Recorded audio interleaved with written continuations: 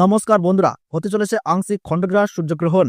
এই আংশিক খণ্ডগ্রাস সূর্যগ্রহণ থেকে গর্ভবতী মহিলা ও শিশুরা সাবধান, জানাচ্ছেন জ্যোতিষ শাস্ত্রবিদ।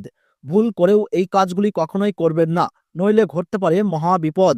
এই বিপদ থেকে রক্ষা পেতে জ্যোতিষ শাস্ত্রবিদদের তরফ থেকে চলে এসেছে বিশেষ সতর্ক বার্তা। কি সেই সতর্ক বার্তা জানিয়ে দিয়েছেন জ্যোতিষবিদরা। আর এই আংশিক খণ্ডগ্রাস সূর্যগ্রহণ ভারতবর্ষ ও বাংলাদেশের আলাদা আলাদা সময়সূচি অনুসারে পঞ্জিকা অনুযায়ী কখন শুরু হবে এবং কখন শেষ হবে, একটানা কতক্ষণ পর্যন্ত চলবে এই গ্রহণ, ভারতবর্ষ ও বাংলাদেশের কোন কোন জায়গা থেকে দৃশ্যমান হবে, কারোই পাশাপাশি এই গ্রহণ চলাকালীন সময়ে গর্ভবতী মহিলা থেকে শুরু করে শিশু ও সাধারণ মানুষেরা নিজেদের সুরক্ষার জন্য কি কি করবেন আর কি কি করবেন না, সমস্ত কিছুই জানিয়ে দেওয়া হয়েছে এই ভিডিওতে। তাই ভিডিওটি দেখলে আপনাদের আর কোনো ভিডিও দেখার দরকার নেই, কারণ এই আংশিক খণ্ডগ্রাস সূর্যগ্রহণ সম্পর্কে সমস্ত তথ্যই আমরা পুঙ্খানুপুঙ্খানুভাবে আলোচনা করেছি। তাই ভিডিওটি মনোযোগ সহকারে শেষ পর্যন্ত দেখবেন। ভিডিওটি ভালো লাগলে ছোট্ট একটি লাইক দিয়ে উৎসাহিত করবেন, আপনার জেলার নামটি কমেন্ট বক্সে জানাবেন এবং চ্যানেলটিতে নতুন দর্শক হয়ে থাকলে চ্যানেলটি সাবস্ক্রাইব করে পাশে থাকবেন। তাহলে চলুন বন্ধুরা, ভিডিওটিকে শুরু করা যাক।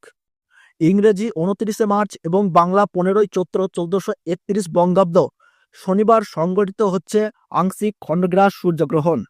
পঞ্জিকা অনুযায়ী ভারতবর্ষের সঠিক সময়সূচি অনুসারে এই আংশিক খণ্ডগ্রাস সূর্যগ্রহণ শুরু হবে দুপুর 2:21 এবং গ্রহণ সমাপ্ত হচ্ছে সন্ধ্যা 6:14 আর গ্রহণের মধ্য সময় থাকছে বিকেল 4:17 এবং পঞ্জিকা অনুযায়ী বাংলাদেশের সঠিক সময়সূচি অনুসারে এই আংশিক খণ্ডগ্রাস সূর্যগ্রহণ শুরু হচ্ছে দুপুর 2:51 এবং গ্রহণ সমাপ্ত হচ্ছে সন্ধ্যা 6:44 আর গ্রহণের মধ্য সময় থাকছে বিকেল 4:47।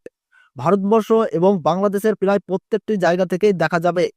পশ্চিমবঙ্গের সমস্ত জেলার পাশাপাশি বাংলাদেশের ঢাকা, সিলেট, চট্টগ্রাম, নোয়াখালী, পাবনা, খুলনা, রাজশাহী, বিবাড়িয়া, কিশোরগঞ্জ, সুনামগঞ্জ, নেত্রকোনা এইসব জায়গা থেকে কিন্তু সূর্যগ্রহণটি একদম স্পষ্টভাবে দেখা যাবে।